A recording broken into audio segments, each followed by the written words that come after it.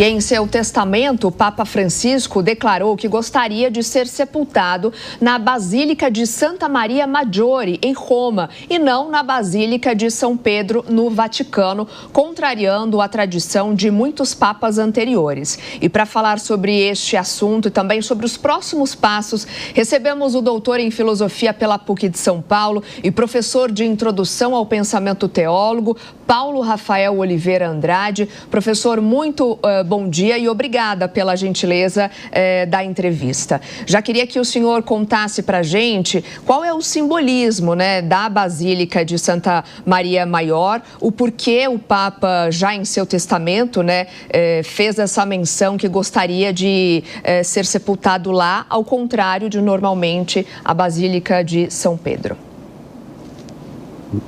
Olá, bom dia a todos, bom dia Soraya, bom dia Roberto, José Maria e Deise, um prazer estar aqui com vocês. O simbolismo está muito claro, inclusive, já no próprio testamento do Papa, né, que foi um testamento até muito simples. Ele dizia que todas as vezes que ele saía para uma viagem apostólica para outros países, ele tinha o costume de passar antes na igreja, né, de Santa Maria Maior, fazer a oração à Nossa Senhora. Ele tem muita devoção, né, à Virgem Maria, e também quando ele regressava, ele tinha o costume de voltar ali também para fazer a oração, e então, assim, em primeiro momento, por uma devoção. Ele também, a história que se conta é que ele, quando ele estava andando pela igreja de Santa Maria Maior, porque é uma igreja muito grande, para quem conhece ali, é uma igreja, assim, linda. Tem várias basílicas, todas as igrejas quase em Roma são lindas e maravilhosas, né? Mas ela é muito linda, assim, muito grande, ela fica numa praça central ali, ela é muito exuberante, né? E ele foi andando e ele chegou no lugar e falou assim, olha, é aqui que eu quero ser enterrado, né? E sentiu isso, né? Falou assim, então ele teve esse desejo, colocou isso no testamento, o que muda muito, porque anteriormente, né, a gente sabe que os papas, né, já quase 500 anos, já, desde acho que 1600 e tanto, não era nenhum papa enterrado na igreja, né, na Basílica de Santa Maria Maior, né?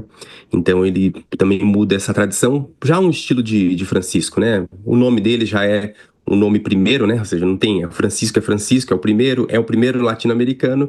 Então ele voltou também a ser, né, com esse desejo de ser enterrado nessa igreja, nessa basílica, e então isso demonstra até um estilo de Francisco, e pediu para ser enterrado no chão, né, sem tanta coisa. Então, num estilo mesmo seguindo esse espírito franciscano, né, dessa humildade, ele fez essa escolha, que ela é simbólica por uma devoção particular à Virgem Maria, né, e justamente também queria ser enterrado no chão, demonstra ali que ele quer ser como todos os filhos da igreja, serem devolvidos à terra. Então isso é um aspecto muito importante aí do Papa Francisco, demonstra toda essa humildade que ele sempre, desde o primeiro momento, quando ele apareceu já na sacada ali, né, quando ele acabou de ser eleito, ele falou pro povo, ele já usou aquela estola, que era uma estola muito bonita, então ele já abriu mão disso, abriu mão de trono, abriu mão de várias coisas. Eu acho que é um outro elemento que demonstra esse espírito muito franciscano do Papa, né? E isso já está muito claro, né, dentro dele, né? Agora, doutor Paulo, a gente falou aqui de alguns nomes que podem ser candidatos aí a favoritos, né, à sucessão do Papa Francisco, mas tem aquela máxima, né, de quem entra como favorito acaba saindo como cardeal mesmo, porque nem sempre o favorito vai vencer. Por outro lado, a gente sabe que na África tem um crescimento muito forte da Igreja Católica. O continente africano tem registrado isso. Muita gente fala que o futuro da Igreja Católica está no continente africano exatamente por isso.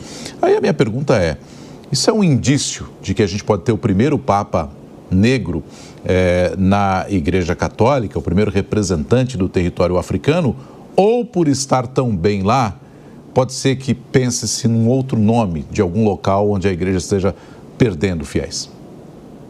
Uhum.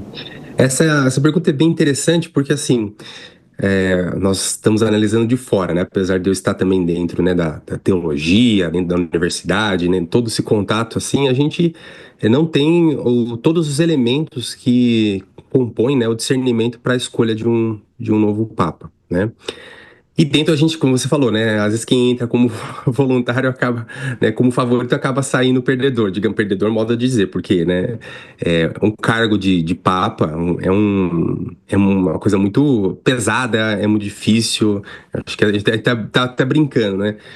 A gente não deseja isso, às vezes, até o pior inimigo, porque são coisas difíceis de se lidar. É um peso enorme que está sobre as suas costas. É uma instituição que está espalhada no mundo inteiro, enfim, né? Mas para dizer que dentro do conclave existe esse processo onde eles vão discernir.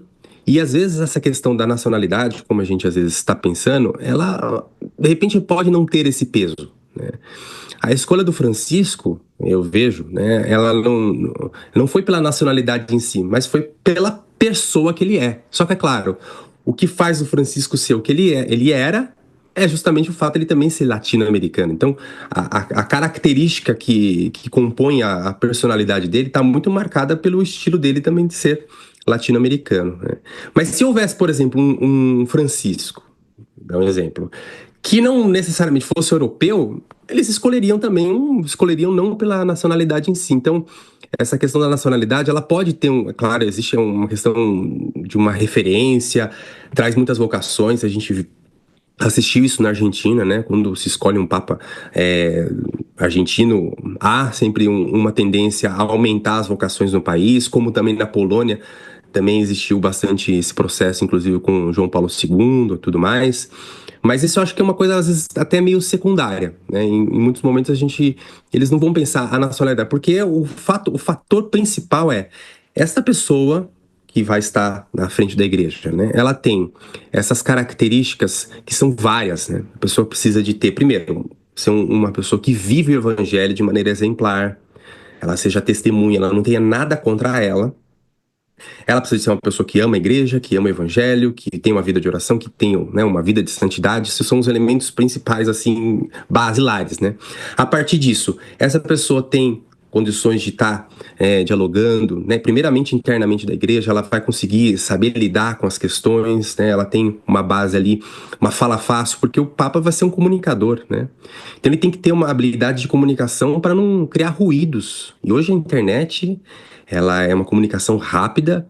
Se você não souber falar as coisas com clareza, vão fazer um corte, vão mandar para as redes sociais, aquilo vai virar uma bagunça. Então, a gente sabe que a comunicação é uma arma, né, importante, como vocês são bons comunicadores, estão aqui porque têm essa habilidade, e o Papa vai ter que ter essa habilidade de comunicar bem, primeiramente em si mesmo. E depois, é claro, ele é um chefe de Estado, ele vai ter que saber falar bem também com o mundo, com os governadores, e ter essa capacidade também. Então aí entra os conflitos, entra as questões atuais, né, de saber como lidar. Então no primeiro momento, o que a gente pode analisar? Precisa de ser uma figura que tenha todas essas características, e se essa pessoa compõe todas essas características, ela é de um determinado, de maneira secundária, é de um país tal, é de um lugar X que é, então provavelmente entra como um segundo aspecto, mas como primeiro aspecto não vai entrar. Acho que a preocupação principal ter todas essas características, senão realmente não adianta você colocar só porque ele é da África ou ele é da Ásia, porque isso não vai funcionar muito. Mas ele geralmente vai ter uma linha pastoral, inclusive, mais parecida com a do Papa Francisco, pelo que eu percebo, assim, né? Conversamos com o doutor em filosofia pela PUC de São Paulo, também professor de introdução ao pensamento teológico, Paulo Rafael Oliveira Andrade, a quem eu agradeço mais uma vez a participação. Professor, um ótimo dia para você. Quem sabe numa próxima oportunidade conversaremos aí sobre o futuro e qual o próximo Papa, então, quando a gente tiver de fato esse anúncio. Ok, muito obrigado, Soraya, Roberto.